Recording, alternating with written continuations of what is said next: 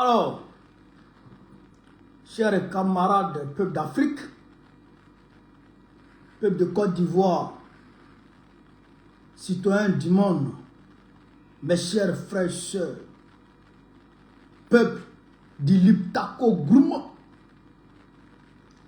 mes chers camarades patriotes, soyez salués en vos rangs, grades et qualités, en vos rôles, fonctions et attributions, chers camarades d'Afrique. Ça fait 2 jours quand même qu'on n'a pas fait de diète. Je vais vous demander ici très rapidement, pour notre retrouvaille, de mettre les cœurs, de pomper les cœurs partout. Et de partager la vidéo, de mettre la vidéo partout à travers le monde entier. Il y aura qu'on fait dans les Koulangayo, dans les Kerefé, il y aura. Frère, il y a partagé. Tout le monde pompe les cœurs. J'ai acheté Wi-Fi à cause de vous. Zongo, ça salut mon frère. Tout le monde pompe les cœurs. Tout le monde pompe les cœurs. Tout le monde pompe les cœurs. TikTok, pompez les cœurs aussi. Pour. Alors, chers camarades d'Afrique, on va aborder 2 sujets majeurs aujourd'hui. Aujourd'hui, 2 sujets majeurs. Premier sujet, les terroristes de l'Azawad et de Daesh. Ils ont dit Daesh. Daesh, ça veut dire État islamique. Daesh, c'est État islamique. C'est en arabe. Ils ont Mondiovision. Il est à présent là. À là où je vous parle. On est le 28. Il est 21h15 à ma montre. Frère, la photo est encore sur leur page Azawad News. Mais la vidéo, je ne la retrouve pas. Mais en tout cas, la photo est là-bas. Mais moi, dans la vidéo, photo là, c'est encore sur leur page. Azawad, en bureau de l'Azawad en Côte d'Ivoire. C'est encore sur leur page. Ils n'ont pas encore supprimé de façon ostentatoire et arrogante, je dirais insolente, pour mettre dessus. Ils s'exhibent sur la toile dans notre pays, la Côte d'Ivoire, en Abidjan, la capitale économique de notre pays. Aïe! Aïe! Ya! J'ai mal. Avec 10 ans. Avec 10 000, j'ai mal. Frère, on va aborder ce sujet et on va décortiquer en profondeur. Le deuxième sujet, on va très rapidement surfer sur la polémique que Bleu Goudé a soulevée concernant Nadi Gbagbo et le président Laurent Gbagbo. On va essayer d'éclaircir un peu en notre manière, très rapidement, avant d'aller s'étaler. C'est-à-dire que aisément sur la question de l'Azawad. Parce qu'il avait dit ça depuis 2023. Je crois début 2024 ou 2023. Ben, en tout cas, la vidéo où le capitaine Ibrahim Traoré dit ça, là, je l'ai épinglé sur mon TikTok. J'ai épinglé la vidéo là sur mon TikTok. Moi, je n'épingle pas les vidéos, mais ça, c'est vrai, j'ai épinglé pour que tout le monde voit. Si tu t'envoies sur mon TikTok, tout de suite, tu vois la vidéo. Alors, chers camarades d'Afrique, on va rentrer dans le vif du sujet. Mais déjà, demain,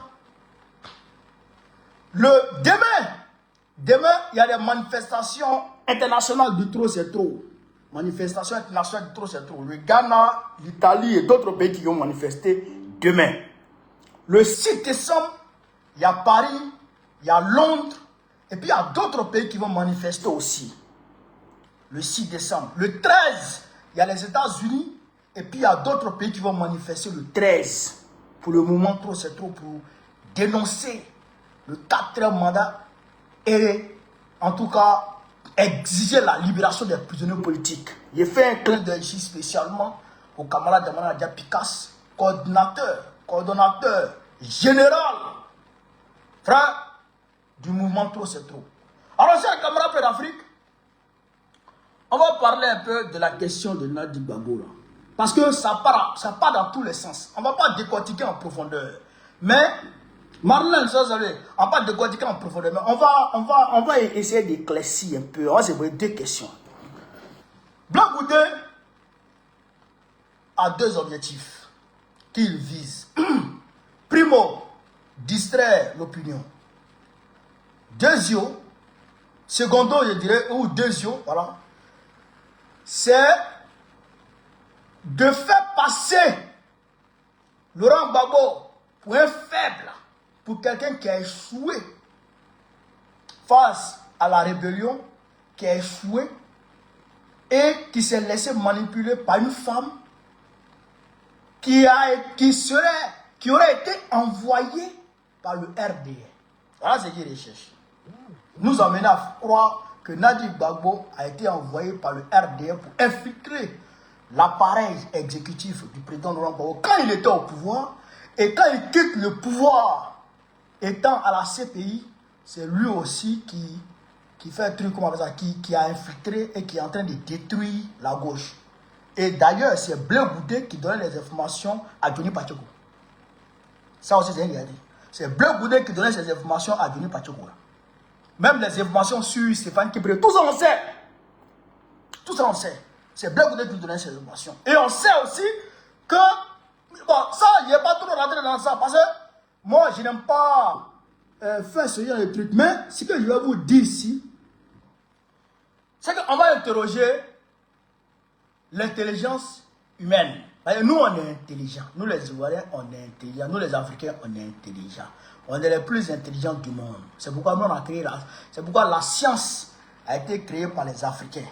Les mathématiques et tout ça, la médecine, tout ça, tout ce qu'on utilise pour fabriquer les ordinateurs, tout ça, c'est les Africains qui ont créé tout ça. On est les plus intelligents au monde. On va interroger notre intelligence. Ils disent que c'est Gbagbo, que c'est Nadi qui a infiltré Gbagbo. C'est-à-dire que c'est Gbagbo, c'est Nadi qui gérait la Côte d'Ivoire. C'est Nadi qui manipulait Gbagbo. On est d'accord?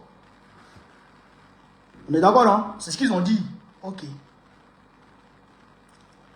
Pourquoi, si c'est Nadi qui manipulait Gbagbo, alors qu'on sait que Simone, là, elle avait la force au sein de l'appareil du pouvoir de Gbagbo.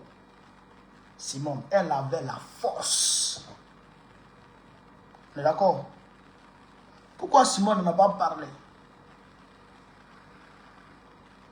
Pourquoi ils n'ont pas... Blé Goudé lui-même, à cette époque, n'a pas dénoncé Nadi. À cette époque. Pourquoi lui-même n'a pas dénoncé Nadi? Pourquoi personne ne l'a dénoncé? Si elle était infiltrée, pourquoi personne ne l'a dénoncé? Et pourquoi Blé Goudé lui-même, il partait prendre l'argent chez Nadi? Pourquoi Blé Goudé lui-même, il partait prendre l'argent chez Nadi? Et pourquoi Blé Goudé lui-même, quand il voulait voir Gbagbo, il attendait les week-ends pour aller chez Nadi? Pourquoi? Nadi déjà est parti à Boaké pendant la rébellion. Oh, Blé Goudé est parti à Boaké. Il allait dormir chez Ouattao, dans sa chambre. Ils ont cherché femme ensemble là-bas à Boaké. Quand les rebelles sont rentrés à Abidjan, la première personne que Blé Goudé appelle, c'est Ouattao. Ouattao était loyaliste, il était rebelle. Mais elle a dit, qu'est-ce qu'elle a fait? Elle a fui avec la petite soeur de Gbagbo. Et sa maman, ils sont sortis ensemble. Elles sont sorties ensemble, il dirait. D'accord? Ça, on est d'accord, non? Maintenant, quand Gbagbo tombe, Nadi est jeune encore. Elle a à peine 40 ans. Quand Gbagbo tombe, Nadi est jeune, elle a à peine 40 ans. Elle est encore fraîche, elle a un seul enfant. Elle pouvait suivre les Mangou, les Kassaraté, les quoi qui sont partis là. Les Désirés Dalo, comment ils s'appellent? Elle peut les suivre, leur vague là, qui est partie là. Elle peut les suivre. Si elle avait réellement infiltré le camp Gbagbo, si elle était réellement à la solde du RDR, elle pouvait les suivre. Mais elle ne l'a pas fait. Elle est restée avec son mari. Elle est restée, d'ailleurs, elle était au Ghana avec la maman de son mari et la petite soeur de son mari. Elle est restée avec eux. Elle a soutenu la vague de réfugiés qui rentraient au Ghana. Elle les a soutenus. Elle les a soutenus tous. Elle a créé les conditions d'abord pour qu'eux soient à l'aise avec les Picasses là. Et les autres cadres, les Katinans là. Ils ont créé les conditions d'abord pour que eux soient à l'aise d'abord. Les prisonniers là soient dans des conditions acceptables d'abord. Et elle s'est envolée maintenant pour aller rejoindre son mari à La Haye. Elle n'a pas pu avoir le statut de réfugié. Donc elle est partie en Belgique pour aller chercher à avoir le statut de réfugié et pour venir rendre visite toujours 3 fois par semaine à son mari. 3 fois par semaine, elle venait rendre visite à son mari, selon Gbagbo lui-même. Là, on est d'accord dessus. Si elle était infiltrée là, elle n'allait pas faire ça. Et puis, deuxièmement, quand Ouattara fait partie, Laurent Gbagbo, à la CPI, dans ses calculs, il est parti ad vitam aeternam. C'est-à-dire qu'il est parti pour toujours. Ouattara ne veut plus voir Gbagbo en Côte d'Ivoire. Et où Gbagbo est parti là, il est parti pour mourir là-bas. Ça au moins, vous et moi on est d'accord avec ça, non? Ouattara, son dernier des souhaits, c'était de voir Gbagbo revenir en Côte d'Ivoire. Ça, on est d'accord avec ça, ou bien? Ok. Maintenant, si Nadi travaille pour Ouattara, et que Ouattara constate que Gbagbo est en train d'être libéré à la CPI, et c'est d'ailleurs pour ça que Ouattara a fait le procès à 2 balles de casse de la BCAO là, parce qu'il a vu que Gbagbo est en train d'être libéré de la CPI. Donc il a fait un procès pour le condamner, pour que même s'il rentre encore, il ne puisse plus participer à la vie politique de la Côte d'Ivoire. Ça on est d'accord, non? Voilà. Maintenant, si Nadi travaille pour Ouattara, pourquoi, alors que Gbagbo est sorti de prison, il est parti de la maison de Nadi à Bruxelles? Maintenant, pourquoi Ouattara ne demande pas à Nadi à ce moment-là de donner poison à Gbagbo pour le tuer? Pourquoi on en finisse avec cette histoire de Gbagbo? Pourquoi? Parce que ça, il faut se conseiller. Ouattara, Nadi travaille pour Ouattara. Ouattara ne veut pas voir Gbagbo en Côte d'Ivoire. Et vous savez, quand Ouattara ne veut pas voir quelqu'un, comment il se comporte avec la personne. Il a tué Ahmed Bagayoko, il a tué Ouattao, il a tué Gonkou Bali, il a tué Ibé, il a tué beaucoup d'autres personnes. Mais pourquoi? Et d'ailleurs, ils ont tué Bédié. Ils ont tué Bédié. Tout le monde a vu ça. Maintenant, pourquoi Ouattara ne demande pas à Nadi, il faut donner poison à Morola, elle va mourir. Puis il sera en paix. Si tant est que Nadi travaille pour Ouattara. Bon, les gens, on peut dire, bon, ils sont à Bruxelles, c'est pas Euroman. Gbagbo est rentré en Côte d'Ivoire. Tout le monde a vu comment Gbagbo est rentré en Côte d'Ivoire. Il était mal en point. Tout le monde a vu ça. Tout le monde a vu ça. Et les RDR même se disaient que Gbagbo allait mourir dans les jours qui suivaient. Pourquoi Draman n'a pas demandé à Nadi de donner petit poison en même temps pour finir avec cette affaire de Gbagbo? Pourquoi on met ça sur le compte de la maladie et la vieillesse? Pourquoi? 2021, 2022, 2023. Gbagbo envoie 2022. Ouattara envoie Kakabe Pouti. D'ailleurs, vous pouvez voir ça dans Jeune Afrique.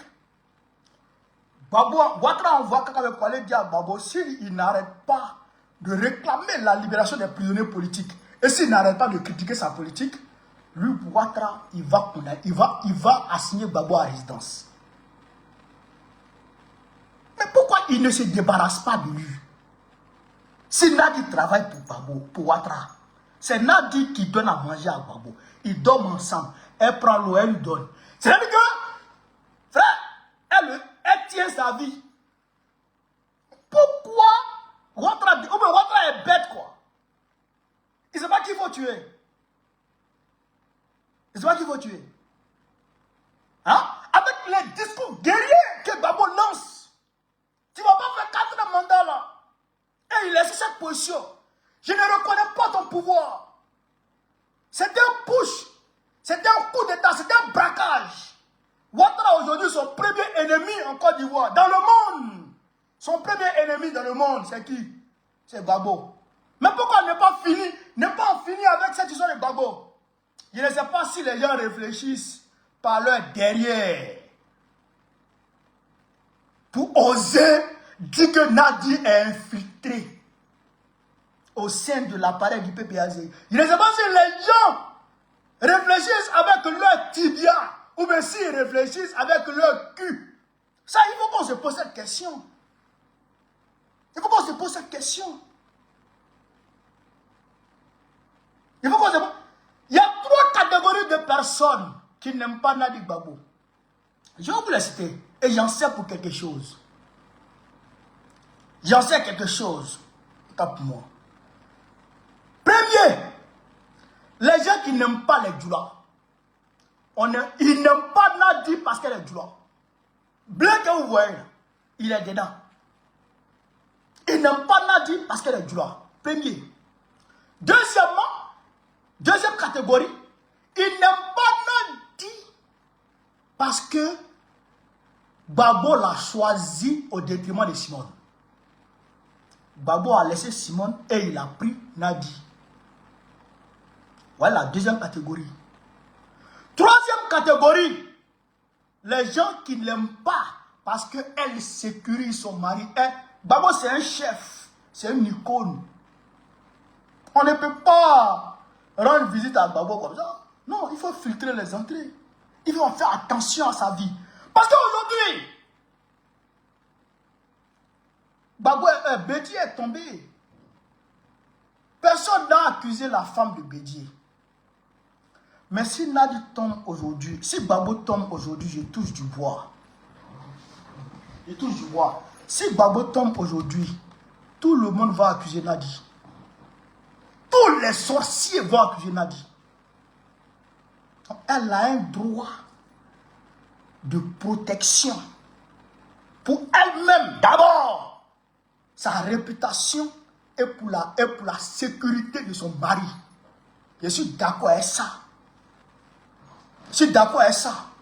Et je voudrais dire pour finir, tourner la page, et je ne vais plus revenir sur cette question de Nadi là. Ceux qui attaquent Nadi là, il y a certaines personnes qui viennent dans mon inbox pour m'envoyer les messages coloris. C'est pourquoi j'ai changé ma photo de profil pour mettre lui, elle et puis Gbagbo. Quand vous l'attaquez là, moi ça me fait mal. Ça me fait mal. Parce que cette femme, on ne s'est jamais vu. On ne s'est jamais vu. Mais on en parlait, je pense, 3 à 4 fois. Il y a eu mon anniversaire, je crois en 2023, elle m'a appelé. Elle m'a souhaité joindre d'anniversaire. Quand j'ai été arrêté, quand je suis sorti, elle m'a appelé. Elle m'a appelé. Elle était enthousiaste, elle était contente. J'ai senti que, ouais, cette femme, vraiment, elle était beaucoup anxieuse par rapport à mon arrestation. J'ai senti ça. Elle m'a donné de l'amour. Elle m'a appelé. Quand je devrais venir au Burkina Faso, elle était dans la confidence, bien sûr. Elle m'a appelé. J'ai même failli rater mon avion. Mais elle m'a fait couler les larmes. Parce que j'ai eu l'impression que c'est ma mère qui me parlait. J'ai l'impression que c'est ma mère qui me parlait. Elle a ressuscité ma maman ce jour. Elle a parlé en tant que ma maman ce jour-là. Et vraiment, J'étais ému. Et quand ils sont arrivés ici, dans mon hôtel, c'était vers 10h, 11h, elle m'a appelé. On a fait près d'1 heure au téléphone. J'ai senti que c'est une mère qui me parlait. Une femme qui est infiltrée ne peut pas parler comme ça. Une femme qui n'aime pas son mari ne peut pas parler comme ça. Je ne dirais pas aux collaborateurs, non. Aux camarades de son mari. Elle n'a pas fait ça. Elle m'a donné de l'amour. Elle m'a pas donné d'argent. Les gens disent, oh, Nadi les paie, Nadi les paie, Nadi. Jamais m'a 5 francs de Nadi. Et je ne demande pas. Je n'ai jamais mangé. C'est là de Babo que j'ai mangé. Et je vous ai dit ça. Il m'a envoyé 1 million quand j'étais de l'autre côté là-bas. J'ai dit ça à tout le monde ici. Mais Nadi là, je n'ai jamais son argent et ça ne m'intéresse pas. Mais quand elle devra couper avec moi ce jour, elle a dit, moi, pour moi, est terminé avec toi. Parce que là, tu es dans la politique. Et moi, je ne fais pas la politique. Donc, si tu as des choses à faire remonter en haut là-bas, elle m'a donné un canal. Elle m'a indiqué un canal. J'avais déjà le canal, mais elle m'a indiqué le même canal. Et elle est quittée là. Et depuis ce jour, on ne s'est plus parlé. Donc moi, personnellement, quand les gens attaquent cette femme, ça me blesse. Parce que elle a créé un lien entre elle et moi. Un lien très fort. Elle m'a donné de l'amour. Tout le monde a vu comment elle se comportait envers Ziggy. Vous avez tous vu comment elle se comportait avec Ziggy. C'est comme ça elle est. Elle a un grand cœur. Et c'est comme ça elle se comportait avec Bleu Goudé. Demba Traoré l'a dit hier. Elle et puis Bleu Goudé s'appelait partenaire. C'est comme ça elle aimait Bleu Goudé. Et c'est comme ça elle aimait la galaxie patriotique. C'est comme ça elle parlait beaucoup d'associations qui sont créées sous Babo. Les associations qui se créaient, qui étaient dans la galaxie patriotique, elle parrainait beaucoup. Donc, il faut arrêter d'attaquer Nadi, sinon vous mourrez sur votre chemin. Et ceux qui viennent en inbox me parlent de Nadi, je vais vous bloquer désormais. Vous et moi, là, notre amitié, notre camaraderie va s'arrêter. Parce que Nadi est comme une mère pour moi. Je dirais, elle est comme ma mère. Je vous le dis. Au même titre que Célestine Kipré. Quand vous attaquez Célestine Kipré, vous m'attaquez. Et les autres mamans. Quand vous les attaquez, vous m'attaquez. Parce que quand tu es dans les problèmes, là, les gens qui te viennent en aide, les gens qui te donnent de l'amour, sont eux tes vrais amis, sont eux tes vrais alliés. Donc ça là, je voudrais, le tenant a dit ça déjà. Il faut arrêter de détester la femme parce que Babo l'a choisi. Il faut arrêter de détester la femme parce qu'elle est née gloire. Il faut arrêter ça. Et j'en sais quelque chose dans cette affaire de gloire. Au sein du PPACI, j'en sais quelque chose. Donc, il faut qu'on se respecte. Ça, je te le dis déjà. Donc, je donne un rendez-vous. Il sera assis à terre et puis on va lui donner des problèmes. Je suis Blé Goudé et je ne sais pas pourquoi j'ai été convoqué. C'est moi le président Koudou Laurent et tu n'as plus le droit de t'adresser à Soro Guillaume. Pourquoi tu as demandé à Soro Guillaume de faire le désarmement? Madame Nadi Bamba, recevez toutes mes excuses.